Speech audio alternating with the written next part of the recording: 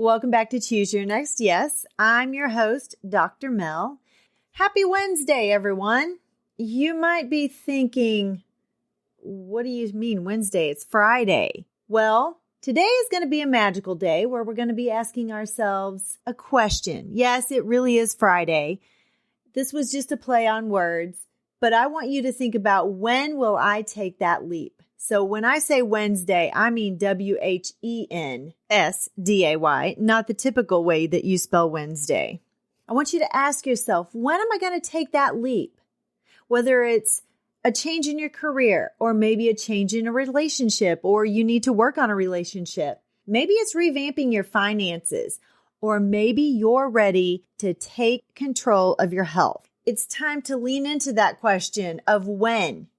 So grab your favorite cup of tea or coffee, get cozy, probably not too cozy because it's too hot to get too cozy right now. But let's dive into some actionable insights that will help you embrace the question of when. Are you in a new season of your life?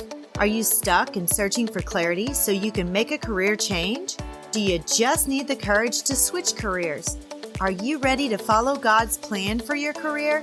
Welcome to Choose Your Next Yes. Hi, Kindred. I'm Mel, a career transition coach, mom of grown-ups, coffee lover, and God girl. I've had a lot of big life changes, and I haven't always been clear about God's plan for me. This led to stress and anxiety and a lack of clarity and courage to make a career move. I finally started listening to God's voice to find clarity and peace, and stopped being scared to make a move and achieve my career transition goals. Now, my mission is to help you learn to listen to God's voice and know when to say yes to the career you've always wanted and no to everything else. Let me show you how to clarify your purpose and find courage to pursue your personal and professional goals in your midlife and beyond. Throw down your self-doubt, dust off your dreams, Kindred. It's time to reset and refine and reclaim the woman you once aspired to be.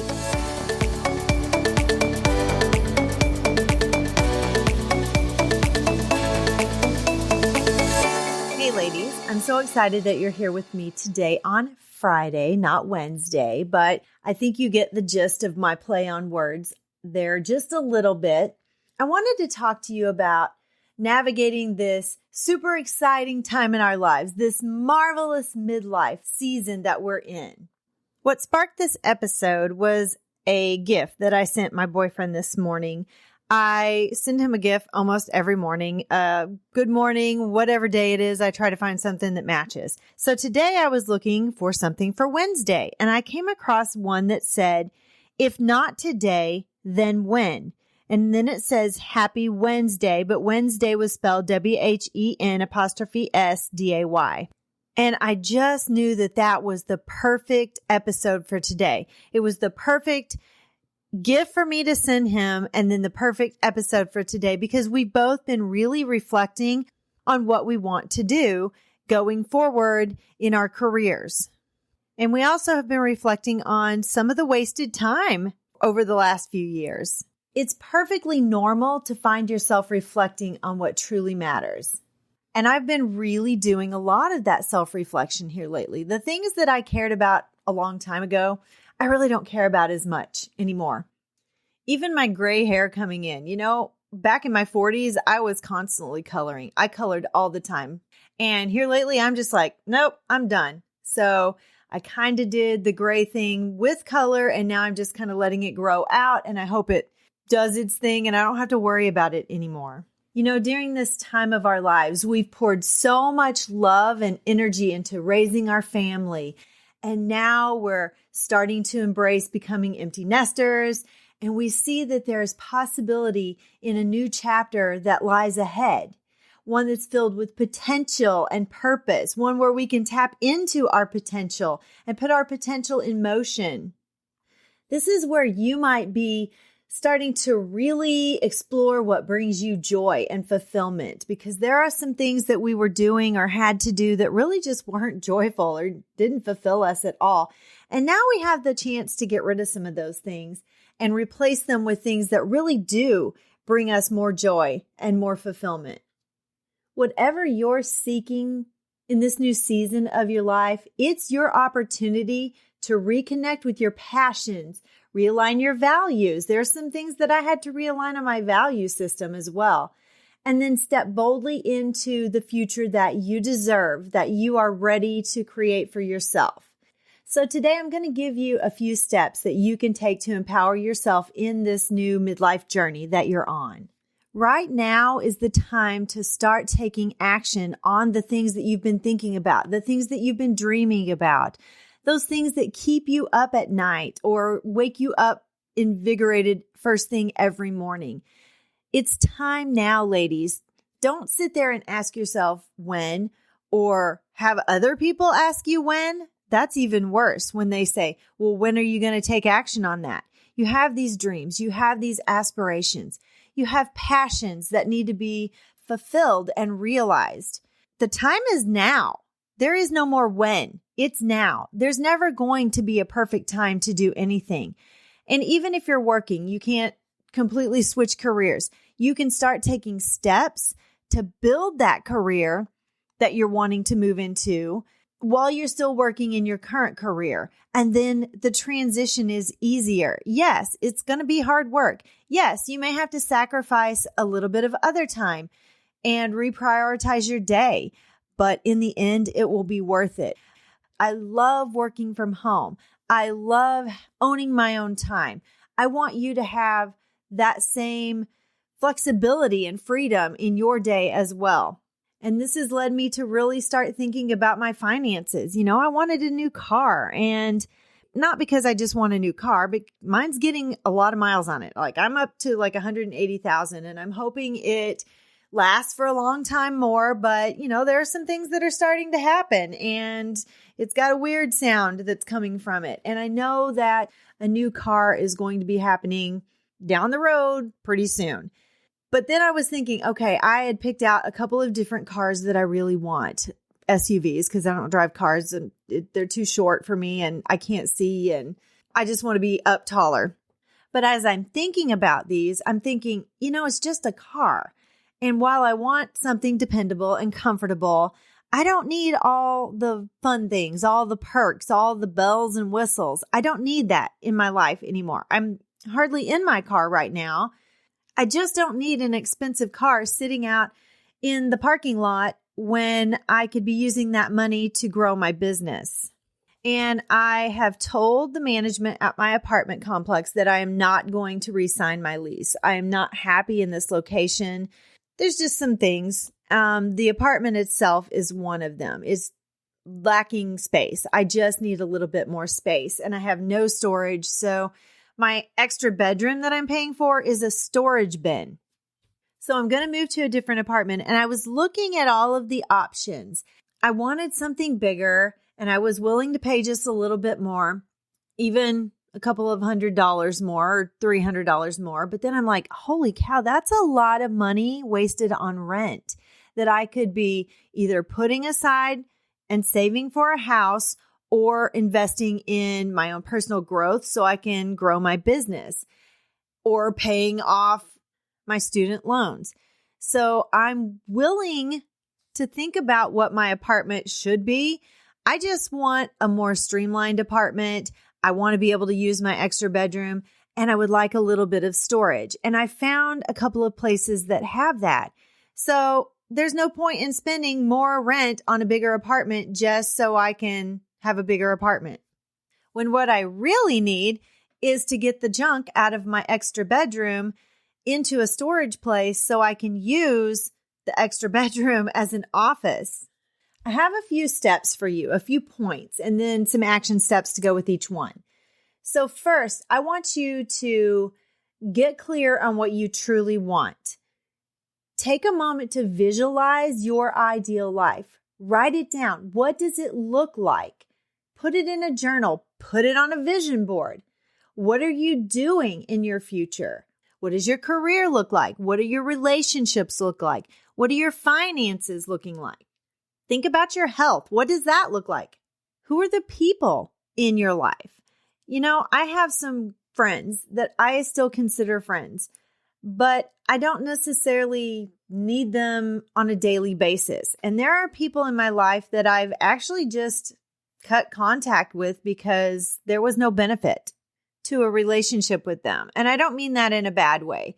Maybe their values didn't align with mine. Maybe they weren't supportive. Maybe they were just a negative person and I can't be around that because when I'm around negativity, it breeds negativity in myself. I need positivity in my life. So your action step is to grab a journal or a sheet of paper, like poster board paper. In your journal, write down your vision for your next chapter. Think about the different areas of your life. Think about your career, your relationships, your health, your finances, all of those things. Don't hold back. This is your space for those big, audacious, scary dreams. And then take some time to identify your values. When you understand your core values, that's your guide in making those big decisions that align with your true self. What matters to you most? Is it the security? Is it adventure? Is it your faith? Is it family? Once you have your core values written down, then you can go back to all those big, scary, audacious dreams, and you can see where there's some alignment. And of course, I'm going to say, take some time to pray about it. Talk to God and have Him help you get those in alignment and get rid of the big, scary, audacious dreams that do not align with who you are and your values, your faith values. And then once you have all of that worked out, start small. Change doesn't have to be overwhelming. Start with the smallest bite-sized step that you can that leads you to a bigger transformation. So you're going to backward plan. Take one of those scary dreams and figure out what you need to do this year. Then figure out what you need to do every month this year. Then figure out what you need to do on a weekly basis and then on a daily basis. Put it in your calendar. Make it to where it's visible every day so you don't get off track. Maybe you need to sign up for a class to get better at some things. I've had to take many classes this past year to learn how to be a better business person. I had a little bit of a business background and I've always kind of done some side jobs, side hustles, but there were a lot of things that I didn't know, especially in today's changing times with social media and so many people moving into coaching and consulting. And I certainly didn't know anything about marketing. So I've been taking courses along the way. I even took a course on how to make my podcast better and to grow my audience on my podcast. If it's health, maybe you need to watch some YouTube videos on some exercising and make sure that you're doing it correctly. And I am not a doctor. I'm not a health coach. So make sure that you do reach out to a healthcare professional, especially if you have some things with your body that you're not sure about. I have a bad hip and a bad knee, and so I have to be really careful about my jogging and make sure that I have great posture when I'm jogging. And I've learned a few ways to hold my body as I'm jogging, so I am very conscious about what my knee is doing. I can't jog downhill, and so I have to be really careful about where I jog when I'm out on the path. And I have a great path laid out, so I know where my limitations lie. Maybe you just need a health coach to help you get motivated, or maybe you just don't understand all of the nutrition part of things. I'm a Googler. I am a researcher, and so I figured some of it out on my own, but there were still a lot of things that I didn't know. And my boyfriend had a coach a few years ago, and she was great at helping him understand macros and the micronutrients that you eat and how you need to work out at certain times and when you need to eat during the day and all of the calorie things. That's more than my brain can process some days, so I just need somebody to tell me how to do it. And getting a coach does not mean that you are weak or not good at something. It just means that you don't know how to do it and you need some help. I didn't become a teacher by Googling it or trying to figure it out on my own. I went to college and then I had people telling me how to get better at being a teacher. What I'm saying in essence is whatever you have to do to be successful, commit to it and make it happen. And then my last point is to build that support system. As you venture into this new phase, Surround yourself with people who uplift you and support you and give you words of affirmation and encouragement. But also surround yourself with a few people. You don't want a ton. You want a couple of trusted people that can say, hey, you need to knock it off, or you need to fix this, or you need to do this differently. You always need that person to hold you accountable. I've been working with someone who is a consultant, and there were a few things. He held a get together one day, and there were a few things that could have made it better. And you know how I am. I'm kind of vocal, and I just kind of say things how it is. And I gave him some tips. And I'm like, it was really hard to even sign up for this. You couldn't even sign up. You just had to scan the QR code and it took you right into the event. And it didn't put it on your calendar. I know people forgot because of that. I know people didn't know how to sign up. So I gave him some tips, and he was very appreciative because he's like, those are the things I need people just to tell me, because I'm so busy with my main gig that I don't have time to think about those little nuances. But do you think that I learned how to manage those little nuances on my own? Nope. I had somebody helping me with that as well. Now, of course, there are some things that just make sense. And when you're on the other side, the back end side, you don't always see those things. So it's nice to have somebody tell you, hey, you know what? I tried to use your link and it didn't work, because you don't always know that when you put something out there. I sent out, when I was doing a pop-up PD, I sent out a link in a PDF. Well, stupid me, I flattened the PDF when I sent it to them. When I flattened it, it made the link not work. And so that was a learning experience for me. But had no one mentioned that to me, I would have been like, why is no one signing up for this? So I was very appreciative that someone said, hey, your link doesn't work. That's all I needed to fix it. And thank goodness it was a trusted friend who I sent it to first, because they were able to tell me, hey, your link isn't working, fix it. And then I was able to send it to other schools, and it was working correctly when I sent it to them. As you reflect on today's episode, remember that starting a new journey in midlife, it's not just about the destination. It's about the growth and the experiences along the way. You have the power to choose your next yes. You have the power to say it's Wednesday today. And every small step that you take is a step toward fulfillment. Embrace this moment, ladies, and make the most of your Wednesday today on Friday and every day going forward. I hope you enjoyed today's episode. I would really appreciate it if you would leave me a rating and a review. I know I sound like a broken record, but I really would appreciate it if you would. And send me some fan mail. Let me know what you want to hear. Tell me how you're doing. I'm still curious about your health journey.